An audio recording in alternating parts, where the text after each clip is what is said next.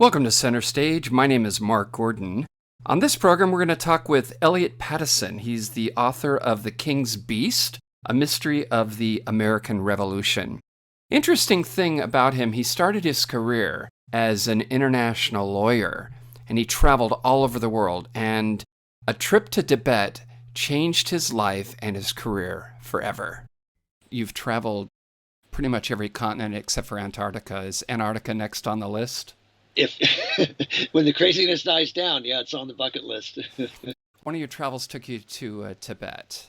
What was it about Tibet? Tell me about that first time that you visited the country, and what impact did it have on you? So I went in after having studied Asian religion, especially Tibetan Buddhism, which had always interested me fairly significantly. And also having been a student of Asian history and a student of Chinese tradition. So I went in with that background, and at first was blown away, amazed, in a positive way, because of the physical, reflection of the culture is still, the physical reflection of the culture was at that time still mostly there. And so there were still quite a few old temples, and you could see signs of the Tibetan civilization. And I call it civilization very meaningfully, because I do believe they had, what was essentially a separate civilization from the Chinese. But then the more I experienced it, my amazement turned to confusion, which then turned to outrage. Confusion because I realized that there are many, many examples, but the most poignant would be in temples. The Tibetan Buddhist monks were very, very closely shadowed by Chinese policemen everywhere they went. It was like one-on-one. Policeman with a billy club standing behind a Tibetan monk who was simply sitting meditating. And then there would be spots where I would walk in and they would see me, a foreigner, and they would tap all the monks on their shoulders with their billy clubs and push them out of the door because I had come in. At first, I was sort of like confused, but as I studied, as I experienced more, but also studied more, read an awful lot more of Tibetan chronicles, firsthand chronicles of Tibetan, I would now call survivors, traditional Tibetans who were present during the initial Chinese occupation. I began to realize that this quite remarkable civilization was being systematically destroyed by a real sort of jackbooted tyranny out of Beijing. And I had written a lot of different kinds of nonfiction, legal treatises, and a couple of business and policy books. I really wanted to try my hand at fiction. At the same time, I wanted to tell the world about Tibet and what was going on. And I had this epiphany that I could write a mystery set in Tibet that would, as a deep background, have the Tibetan culture present on the stage in the course of a mystery being solved by a Chinese investigator. And that turned into the Skull Mantra, and Skull Mantra won the Edgar Award that year. I had no idea how it was going to go. It's a very familiar story for starting, struggling novelists. Tried to place it myself and got rejections from every publisher, first the majors and the minors, but all of them rejecting. And with several comments for those who took the time to actually read some of the manuscript, I would get notes back saying nobody would be interested in Tibet. Sorry. Some would say, like, nobody's even heard of Tibet. Why would you write a mystery set there? Then I turned to an agent and I was very lucky, she loved it. And then she said immediately, I know exactly the right editor to send this to. Because an awful lot of publishing revolves around the views of an editor and the sponsorship of an editor. And so in a few short weeks, I had a contract with St. Martin's, and then in short order won the Edgar, and then a contract for more of the books. Before too long, the books are being published in 20 languages around the world. What do you think is your biggest challenge? I mean, obviously there are different stages where first you want to get published, and that's a whole challenge in itself. But now the place that you're at, do you still encounter challenges, and have they changed, and how do you overcome those? Most fundamentally, say it that way, the biggest challenge is just the discipline. When I make appearances face-to-face with people, I almost always get the question of how often do you have novels? And I'll say one a year, and they're like, how could you possibly do that? My books are pretty complex. Reviews often talk about them being very densely plotted, which you take both ways, but I sort of take pride in that. And I'll say, listen, it's discipline. And no matter where I am, no matter what I'm doing, I spend 2 to 3 hours a day writing. And when I spend 2 to 3 hours a day writing, that gets me a novel a year. Can't just say, oh yeah, I'll write a couple hours a day and have a guaranteed success. I mean, there's a lot of other challenges about being a writer. And I'm reminded often of Mark Twain, asked about the process of writing. And he said, it's all about finding the right word. And the difference between the almost right word and the right word is the difference between a lightning bug and lightning. And so I probably appreciate that even more after years of writing fiction. When I go through a final edit of a piece, it's getting to that very precise word that works in terms of the character, being authentic to the character who's speaking and in the scene that's being described. And the English language is extremely rich, and it's a great pleasure when you did find that right word. You said once that the world we have created works against the preservation of culture, religion, and fundamental human values. And I think about that based on what you told me and what I've read about you in Tibet. When I was a lawyer in my professional career, I worked all over the world and advised governments and big corporations and actually advised the Chinese government. I had a lot of experience with the Chinese government, as well as a lot of other governments in Europe and South America. And so I think I have a sort of better than average understanding of the global economy and global legal structures and the way governments work around the world and relate to each other, across oceans, as it were. To put it in a nutshell, as somebody who also tracks, observes and writes about human rights, we've allowed material things and financial goals to preempt everything else, including human rights and fundamental freedom. And I think there's no better example of this than what happened this winter with basketball and China, where the people in Hong Kong were protesting, asserting their fundamental freedom against some measures of tyranny, even waving American flags. And I'm not trying to be jingle whisker, about American flags, but as a symbol of freedom, they were waving these flags. And the general manager of the Houston basketball team, I think he gave a tweet supporting the people of Hong Kong. And the Chinese government went berserk, and the NBA was all over him, and other players in the NBA all over him, criticizing him because they didn't want China to pull back on all the basketball coverage they were providing, and the NBA actually has a schedule of games in China. And this is and to abbreviate conversations I've had in recent years in a lot of places, it's like, isn't it? I'll describe the terrible things going on in Tibet, or sometimes in Xinjiang with the Uyghurs who are being thrown into a gulag prison system and just north of Tibet by the Chinese government. And people will say, oh, that's really awful. We need to do something about China. But the answer is, yeah, but I really like my cheap tennis shoes. I really like my jeans, designer jeans that are made in China. That's distilling a lot of perceptions, but that's what it comes down to. I think we need to recalibrate. What's going on right now with the pandemic may be pushing recalibration both in the U.S. and in Europe around these sort of issues. Is this a recurring theme within your work? It's absolutely a theme, and I'm actually just finishing up a essay post for Crime Reads, which is on the role of dying cultures in crime novels. Every novel, and I've done 17, as I mentioned, every one of them features a dying culture, and that implicitly means features human rights that have been trod on by a stronger power, whether it's China versus the Tibetans or China versus traditional Chinese, because my main character in the Shan books is a very traditional Confucian type Chinese detective, and he's been crushed as well. His family was destroyed by the regime in Beijing. So it's not just the Tibetans.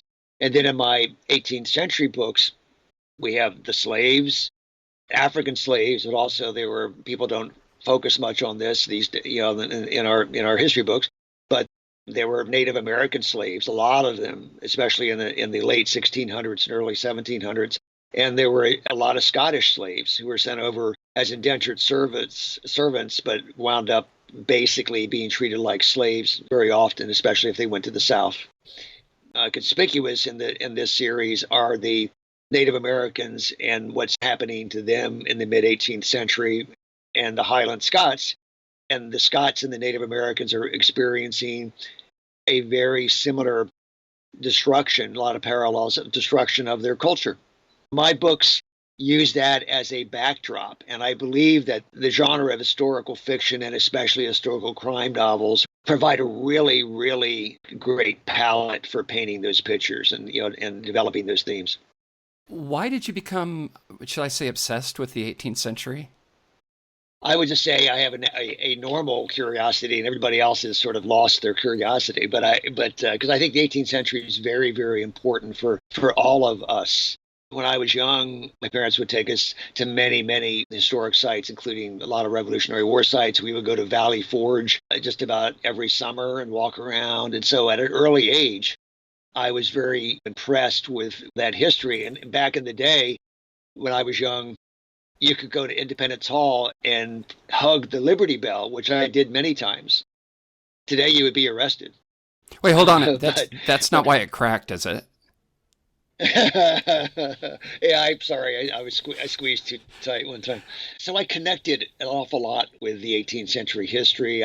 Where I lived as a boy, we had a lot of Native American artifacts available. Local farmers would show me and my friends where old campsites were, and you could sort of just like run a stick in the ground, make a furrow in the sandy soil, and you would almost always find some Indian artifact, some Native American artifact. And that was fascinating to me as well. And so at an early stage, I had this real sense of wonder about the 18th century. But then as I studied, as I became more of a student of history, I realized that the mid 18th century, 1750, 1755 onward, was really, truly a remarkable time in the history of mankind.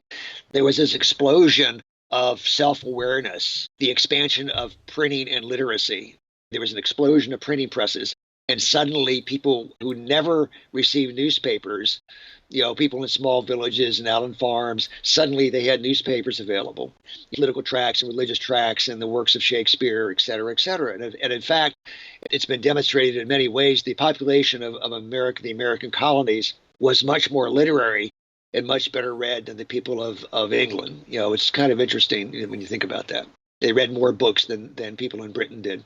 There was a huge explosion of what we would call science. Back then, they just called it natural philosophy. That's actually a very important theme and really even a plot line in the King's Beast in my new book. It's very much about the interface between science and the establishment. And I say it that way because science became a very important, empowering dynamic for a lot of Americans and a lot of people that supported liberty in England. If you want to know more about that, read The King's Beast, because it reflects it, I think, very well. There was a broad view in what, for shorthand purposes, I'll call the establishment, that scientific knowledge was something that was preserved for the king and the royalty and the nobility, the upper class. And that was true all over Europe, true in a lot of other cultures as well. In this book, I wanted to very much focus on the juxtaposition of scientific development and political development. And so I knew there were a lot of interesting things that were happening on, call it the scientific stage at that time. I was really astounded by how much. This is 1769. And I should mention these books are called Mysteries of the American Revolution because I really believed, and I actually discovered that a number of prominent founding fathers said the same thing, but only after I had been saying this in public appearances for a while, that the real revolution happened before the first shot was fired at Lexington and Concord. The minds and the hearts of the people were turned during the 1760s and the early 1770s. And that's very much a theme. So back on science, 1769, James Watt had, in that year, he obtained his first patent for a steam engine.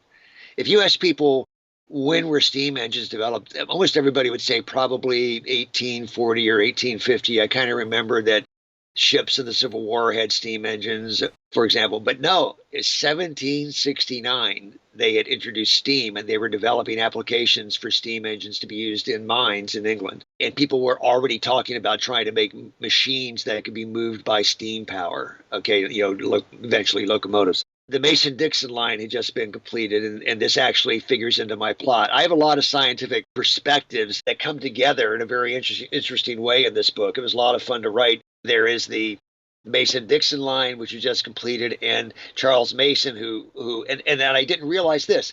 Mason-Dixon, I always thought it was some surveyors of the transit, and like you shoot a straight line and you mark it, and then you shoot the next line and mark it. No, it was a 4-year project, and they took celestial fixes every night. They did celestial navigation to be sure it was absolutely precise. And so there was a huge amount of mathematical calculation that went into the Mason-Dixon line. And in the course of this, they taught a number of Americans about astronomy. And so then 1769 was a year when the transit of Venus occurred, which is the passage of the planet Venus visibly across the face of the sun. Nobody knew how far the sun was, and it was like one of the great quests of scholars in the 16th and 17th and 18th centuries to figure out how far away the sun was. And if you do, trigonometry comes into it, geometry and trigonometry, right? You time it, the Venus when it crosses the first edge of the sun, and then you take a fix when it crosses when it leaves the edge of the sun, and you can actually create a triangle and do the trigonometry calculations to come up with the distance. I mean, it's very complicated, but it's scientifically proven. And in 1769, the king had declared that he was going to find the distance to the sun. And it was again, back on this point about the aristocracy controlling science. The king, for example, had built, it still exists, an observatory, a royal observatory in what was Kew Gardens, just to observe the transit, because he was going to be the one to make the calculation. And he didn't get to do it. The weather wasn't great, and they didn't have all the right calculations. And, so it was very important at the time. It was in the newspapers all the time, people talking about preparation for the transit of Venus. And a bunch of these rebellious Americans, some of whom had been taught by Charles Mason about astronomy, said, we can do this. And Charles Mason, a poor guy, went back to London, and in talking about his accomplishment, he explained how he also was able to teach a lot of Americans about astronomy. And the upper class went berserk over that. They thought that was terrible. And so Mason never got the accolades that he should have for the amazing work that he did.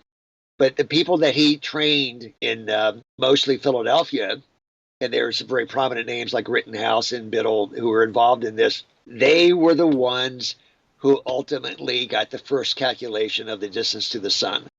And the king was furious. And so that's also part of this book. It's very interesting. It's true. It's all fact-based. You can look it up. They had to finally admit that some amateurs in Philadelphia, and his royal astronomer actually publicly gave a speech about this, that, amateurs in Philadelphia incredibly were able to calculate the distance to the sun. It was like a concession made. And people were quite angry in London, were quite angry that upstart Americans would do this. On the other side of the Atlantic, the Americans got very, very excited, and it sort of was another facet, and there were many facets to the new American autonomy. We can do this. We're just as good in scholastic or scientific pursuits as the guys back in the court in London.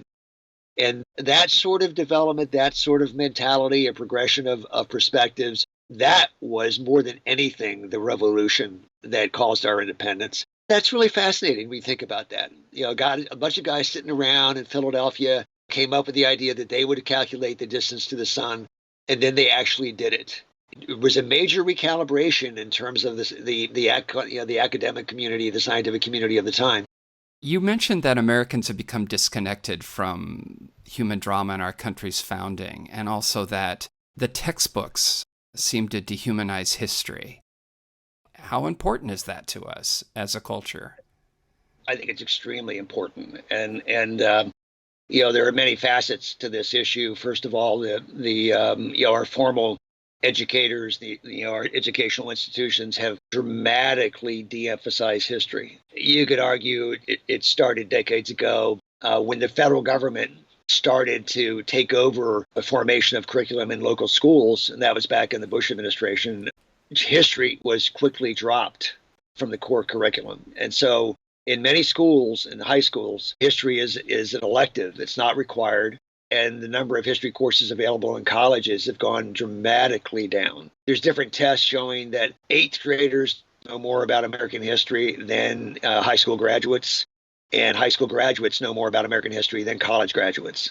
David McCullough, who's well known for writing historical nonfiction, wonderful historical nonfiction, has talked about how you can't be a meaningful participant in our democracy if you have no history. We are the past. I mean, we are absolutely the result of the past. And if you want to know about our government, you can't understand it if you don't study the past. And especially those who just only know about history from old textbooks, which are very dry and boring and, not humanizing, very dehumanizing of history. I try to breathe life into characters, and I always include well-known figures from history, but I try to breathe real human breath into them. So in this book, The King's Beast, Ben Franklin winds up having a very important role. And there are a lot of really interesting aspects of Franklin that aren't in the history books. Ben Franklin was really fascinating. He was kind of a rogue, but he was very compassionate. He had a deep curiosity about everything. He had really odd personal habits. He had a habit that he pursued his entire life. Every morning, he got up and he would sit naked in a chair and read the newspaper for an hour. He called that his air bath.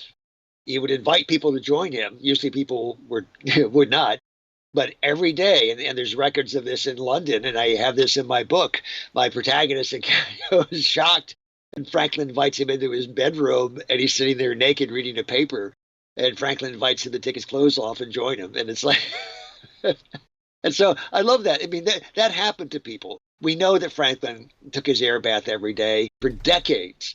And we know that he invited people to join him. And so it's not a stretch that strangers would come in and find Ben Franklin naked in the chair. And he pursued a lot of inventions throughout his life and did all kinds of interesting things with electricity. He had a lot of electrical apparatus in his home in London, and he would sort of like shock people for entertainment. And, there were just these many, many interesting, human facets of these characters that you don't see in the history books. You don't find. History textbooks are disappearing, but even the ones that are there don't humanize our historical figures this way. In this book with Franklin, he's living in London, and I have his address and his landlady and a lot of description of his household, which is available if you do the research. And I love that stuff. And it makes people come alive. And then you begin to realize, my gosh, I mean, Ben Franklin could walk through the door today and I would recognize him from the description. These really were real people. They didn't just sort of exist in a cartoon or exist in some bubble in a comic book describing an event or a timeline in some history text. They didn't live in the past. That was the present to them. And they were dealing with real important issues, especially during this period. What is your creative process like? Now, I was reading that you don't do outlines. Yeah, it's always frustrating to my publishers because they'll say, give us an outline of your next novel, and I'll say, well, here's the broad themes I'm going to be exploring in the novel, but it's not an outline. It's not they're expecting like some sort of a plot formula. So I have very strong protagonists. I know my protagonists really, really well. Actually, and I think this is a really good exercise for anybody that writes a series like this. I have like a biography file of my protagonist, and I flesh out their lives and include details that never appear in my books. So I know them, and it's not just one protagonist in each book. There's one primary character, but then there are others that recur, like in the Bone Rattler series, and the King, of which the King's Beast is the latest one. The closest friends for my protagonist, whose name is Duncan McCallum, are Native Americans, and so they're featured repeatedly through the series. So I know the characters. I know, like in this book, in the very early stages, I knew I was going to have a focus on these fossils, which really fascinated me. There's a lot of good, really interesting history around the fossils of this place called the Big Bone Lick in Kentucky when it was first discovered by Europeans, and the Indians had known about it for centuries before. But when the Europeans described it, it was this big mud flat that had a lot of sulfur fumes, coming out of the ground, and the bones of hundreds of animals. And now we know that many of them were mastodons, but there were also a number of other ice age animals that died there. And so that fascinated me, and I knew that there was a lot of interest in Europe about the bones, and people were asking for the bones to be brought over to be shown to royalty, and there were a lot of people writing things about them. There had been some similar bones found in the Hudson Valley and in the prior century, and everybody had decided they were bones of giant men. My guy Duncan McCallum and his friends, they have no idea what the bones are. They just know they're mysterious. Duncan's has medical training. He's fascinated by them, and he knows Ben Franklin wants them. And in fact, it's a secret mission for the Sons of Liberty to get the bones to Ben Franklin. He's not told why, and he learns through a lot of intrigue and violence that they're all part of a political intrigue in London. They're very politically explosive. So with 17 novels, you obviously don't deal with writer's block, or do you? Well, it's all relative, I would say. Okay? Does it exist? Does writer's block really exist? Well, I would say so. I mean, I think, there are days when I will sit and stare at a, especially when I'm editing, trying to figure out where to take a scene, make it sharper and make it more interesting. Sometimes I just don't get anywhere. I'll get through 2 pages when I was aiming to get through 20 pages on an edit. So I think it exists. When do you know that it's connected? Because oftentimes writers or directors or artists, they keep going back and revising. When do you know that I need to cut bait, this is good? I think for most novelists, the novel was finished because it's due under a contract. So you always have that clock ticking. I'm not trying to mock the process. I know what it takes to get the novel done, and I will have a lot of, much more intense writing in the 2 months before a manuscript is due. No question. But there is I think it's a very subjective judgment as to when something is ripe enough to pick. As the author, this character, how you want this character to feel, what type of emotional and how intense the emotions will be in this scene, they should be, and that you're trying to convey this point out of the mouth of this person, and it comes back to authenticity, but not, it's not just authenticity factually. It's being authentic to the characters and authentic to the broader goal of the book. Who sets the goal for you for a year a book? Is that your publisher, or you just do that? You're driven to do that? So the publishers prefer that, right? Especially when you write a series. And so I agree to it in contracts, right? It's a mutual thing. I mean, I know what I'm getting into, but I always have contracts out, for my books, and I'm driven to meet the deadlines. Sometimes I'll be doing the final edit of a book when I have to be writing another book, and that can get pretty confusing, but it's happened. What motivates you? I want to get these messages out there. I have a lot of deep satisfaction of sort of the job well done when I get a book finally in print. I think it really is important to get these messages about history out there and to get people excited about history in new ways. That's a big motivation. From a broader literary sense, I very much worry that people are moving away from the written word. And in my experience, there is a lot of intellectual curiosity that's kind of being wasted these days. It could be much more constructively used by picking up a good book. There's encouraging signs, along these lines. The quality of mysteries, and this is something that that affects me. And I mean, I find there are reviewers and even bookstore owners that sort of traditionally have put mysteries off, sort of in a side niche. And I've had people tell me, I was at an appearance in Boston a couple years ago where a woman came up and said, "God, you're such a good writer. Why don't you write a real novel?" Nice. Meaning, why do you just write mysteries? And so, there's other phenomena that I really enjoy being part of making mysteries more literary. And I'm often called a writer of literary mysteries. I mean, people have a hard time characterizing my books, but one of the labels they give is literary mysteries, which is fine with me. So look, I am driven by those things. I mean, they may sound sort of ambitious and vague, but they're important to me. Well, do you have anything else to add, Eliot? No, I think that I really appreciate the conversation, Mark. I encourage people to go out and take a look at my books, the new ones, The King's Beast, but also to just go look at historical fiction. There's a lot of good stuff out there.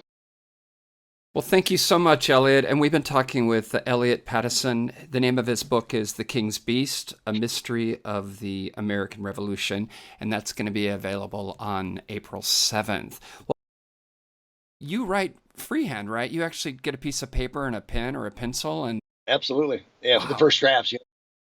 Yeah, I mean, that's what I do. Of course, I'm from an older generation, and that seems natural to me. I'm constantly editing so that then when it goes into the word processor, I'm changing it as I enter it. But yes, I do very much have the manual process. I mean, I was flying across the Atlantic a couple years ago, and after we landed at Heathrow, a guy near me, the row behind me, says, everybody in here, unless if they weren't asleep, they were working on their laptops or iPads, and you're the only guy in this whole section of the aircraft that was actually writing something. It's like, I don't know if that's good or bad, but that's who I am, right? Well, does it engage a different part of the brain? Because it's a different process altogether, writing with your hand and a pen or typing. It does, Mark. If you look at the really interesting studies out about in the elementary schools now, a lot of schools are not teaching handwriting to their students, and they're finding a lot of interesting connections, mostly negative connections, in terms of the way the brain works when children are not learning to write. Or to put it another way, the children that learn to write have a lot more synapses firing in their learning process than the other ones. There's a certain physical satisfaction, to be had. All right, Eliot, thank you so much. Thanks, Mark. Bye-bye. Take care. Just a reminder, Eliot Pattison's The King's Beast, A Mystery of the American Revolution, is available on Amazon.com. Until next time, this is Mark Gordon, and I'll see you center stage.